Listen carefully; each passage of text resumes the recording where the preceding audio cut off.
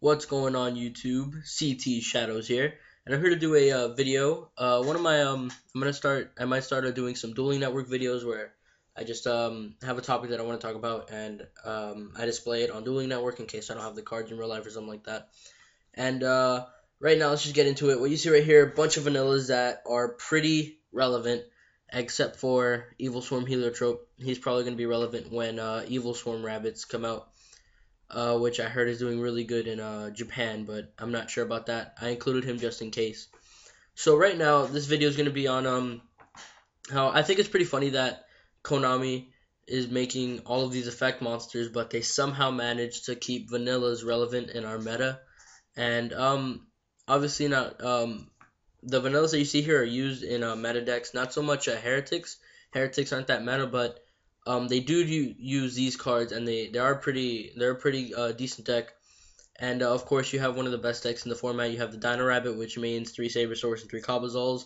And then some people saying this is the best deck in the format, which is Mermails, and they main 2 Genix controller to get off their Genix Undyne first turn play. So I think it's funny how they come out with all these effect monsters, and they have these vanillas, and they find a way to make vanillas relevant in these crazy meta, crazy pop off like decks, where usually all of the shenanigans comes from um effect monsters like Rescue Rabbit. The deck would not be anything if they didn't have Cobblesaws and Sabersaurs. I mean, sure, they could use other vanillas, but where the deck gets its power is the control from Lagia and the control from Doka. And then Mermails would still be a good deck, but their turn 1 play wouldn't be that strong. Like, if they didn't have Genix Undyne, a good turn 1 play would maybe be Mermail Abyss Spike, or setting a Mermail Abyssaline, which I don't think is that good. But having the Genix Undyne play where you can pitch a Atlantean Dragoons and then add another card, I think is a really good play for a +2, because you need the Genix control in the deck for Genix Undyne to go off.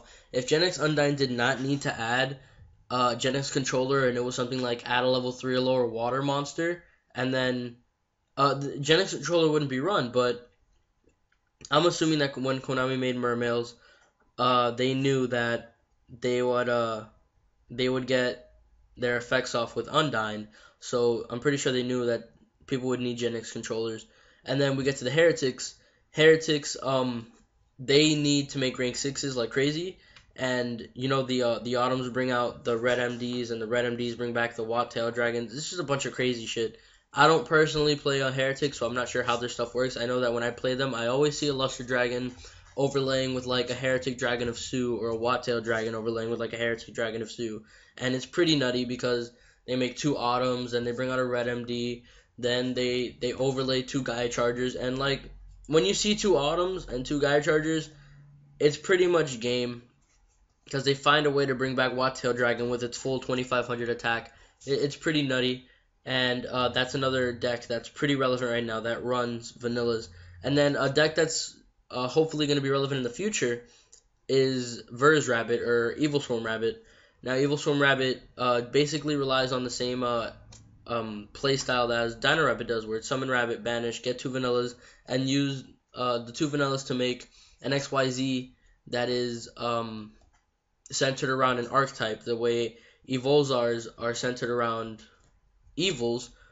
Evil Swarms are obviously centered around Evil Swarms, like Evil Swarm Ouroboros, or Evil Swarm, I'm not sure, I'm not too good with the Exceeds, but I know Evil Swarm Ouroboros is a really good card that everyone's worried about. Evil Swarm Bahamut, but Evil Swarm Ouroboros, wherever he is, there he is. He's basically the new Trishula, and being able to go into him, which is kind of hard because he requires 3, but Bahamut is pretty good because you can take control of an opponent's monster. I remember my friend was testing because these Evil Swarms have come out in Duel Terminal, they're just not legal, and he took my Materia Beast because I was playing Samurais and I lost. So yeah, that's this video, guys. It's coming to a pretty weird end, but I just wanted to comment on the fact that vanillas are still kind of relevant, even though a lot of people are like, oh, if you run a vanilla, you're awful, but if you run a vanilla, you're really bad. But these decks always seem to get an exception. They're like, oh, you run Saber Swords because it's Steiner Rabbit, you run Genex Controller because you need the Undyne to go off, and then you have the Lesser Dragons and the Evil Swarms. So thanks for watching, guys. I appreciate your subscription if you've subscribed to me, and if you haven't subscribed to me and you like this video, give me a like, thumbs up, and subscribe to my channel for more Yu-Gi-Oh content. I should be posting on a more regular basis now that I have a screen recorder. Thanks for watching, guys. Ctshadows, subscribe and such.